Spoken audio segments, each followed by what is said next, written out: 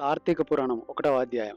పూర్వము నైమిషారణ్యంలో శౌనకాది మహామునులతో ఒక ఆశ్రమం నిర్మించుకొని సకల పురాణములు పుణ్యచరిత్రలు వారికి వినిపించుచు సూత మహాముని కాలం గడుపుచుండెను. ఒకనాడు శౌనకాది మహామునులు గురుతుల్యులకు సూతుని చూచి, ఆర్య, తమ వలన అనేక పురాణ ఇతిహాసములను వేదాంగ రహస్యములను సంగ్రహముగా తెలుసుకున్నాం. ఇప్పుడు కార్తీక మాస మహత్యమును వివరించి దాని ఫలమును తెలుపగోరుచుంటివి. కావున తమరు ఆ వ్రతముల గురించి సవివరముగా వివరించవలసినది అని కోరిరి. అంతటా ఆ సూత మహర్షి, ఓయి మునిపుంగవులారా, వినండి. ఈ కార్తీక మహత్యమును వశిష్ఠ మహాముని మిథిలాధీశుడకు జనక మహారాజునకు, దానికి పూర్వము సృష్టికర్తయగు బ్రహ్మ నారదుల వారికి, విష్ణుమూర్తి లక్ష్మీదేవికి, మహాదేవుడు పార్వతీదేవికి తెలియజేసినారు. ఇటు పురాణ కథనం వశిష్ఠుల వారు తెలియజేసిన రీతినే మీకు తెలియజేయదు, వినండి. ఈ కథను వినుట వలన మానవులకు ధర్మార్థములు కలుగుటయేగాక వారు ఇహమునందు పరమునందు సకల ఐశ్వర్యములతో తులతూగుదురు. కావున శ్రద్ధగా వినుమని ఇట్లు చెప్పసాగాను. మిథిలా నగరంలో వశిష్ఠుని రాకను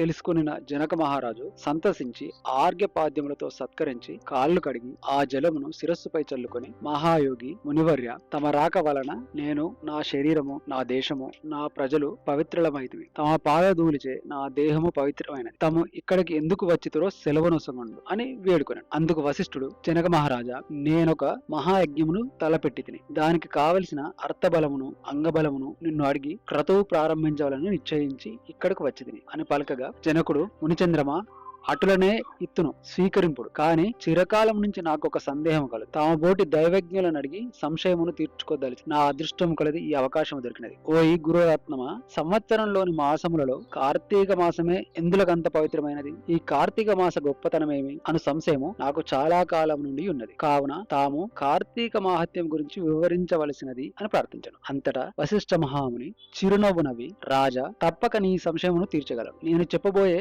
వ్రతకథ సకల మానవులు ఆచరించదగ్గ సకల పాపహరమైనది అయ్యున్నది. ఈ కార్తీక మాసము హరిహర స్వరూపము. ఈ మాసమునందు ఆచరించే వ్రతం యొక్క ఫలము ఇంతని చెప్పనలవి కాదు, వినుటకు కూడా ఆనందదాయకమైనది. అంతేకాక వినినంత మాత్రముననే ఎట్టి నరక బాధలు లేక ఇహమందును పరమందును సౌఖ్యమును పొందగలరు. నీబోటి సజ్జనులు ఈ కథను అడిగి తెలుసుకున్నట ఉత్తమమైనది. శ్రద్ధగా ఆలింబమని ఇట్లు చెప్పసాగాను. ఓయి మిథిలాధీశ్వర జనక మహారాజా, ఏ మానవుడైనను ఏ వయసు వాడైనను ఉచ్చ నీచ అనే భేదము లేకుండా సూర్య భగవానుడు తులారాశి అందుండగా కార్తీక మాసములో చేసిన స్నానము, దాన ధర్మములను, దేవతా పూజలను మొదలగు వాటిని మంచి మనసుతో వేటిని చేసినను వాటి వలన అగణిత పుణ్య ఫలము లభించును. అవి అక్షయములు అగును అని మునీశ్వరుడు తెలిపినాడు. కార్తీక వ్రతమును తులా సంక్రమణము మొదలుకొని గాని, కార్తీక శుక్ల పాడ్యము మొదలుకొని గాని వర్ణభేదము లేకుండా ఎవ్వరైనను ఆరంభించవచ్చు. ముందుగా కార్తీక మాసమునకు అధిదేవతయగు దామోదరునకు నమస్కరించి, ఓ దామోదర,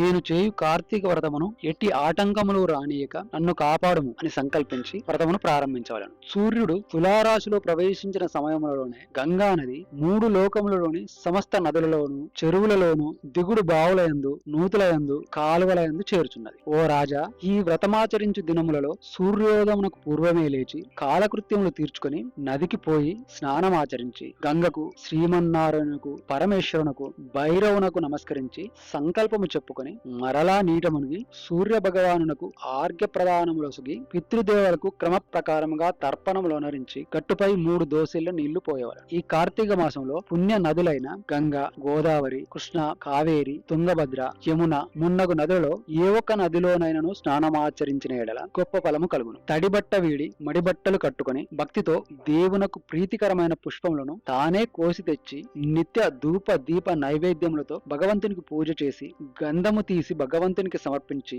పిమ్మట అతిథి అభ్యాగతులను పూజించి వారికి ప్రసాదమిడి తన ఇంటి వద్ద కాని, దేవాలయంలో కాని, లేక రావి చెట్టు మొదట కాని కూర్చుండి కార్తీక పురాణము చదవడము కాని వినడము కాని చేయవలను. సాయంకాలము సంధ్యావందనములను ఆచరించి శివాలయమందు కాని, విష్ణువాలయమందు కాని, లేక తులసికోట వద్ద కాని దీపారాధన చేసి శక్తిని బట్టి నైవేద్యమును తయారు చేయించి స్వామికి సమర్పించి అందరికీ పంచిపెట్టి తర్వాత తాను భుజింపవలను. ఈ విధముగా వ్రతమాచరించిన స్త్రీ పురుషులకు పూర్వజన్మమందును ప్రస్తుత జన్మమందును చేసిన పాపము నశించి మోక్షమునకు అర్హులగుదురు. ఈ వ్రతము చేయుటకు అవకాశం లేని వారు వ్రతము చేసిన వారలను చూసి వారికి నమస్కరించినచో వారికి కూడా తత్సమాన ఫలము దక్కును. ఇది కాంద పురాణంలోని కార్తీక మాహత్యం ప్రథమోధ్యాయము మొదటి రోజు పారాయణము సమాప్తం.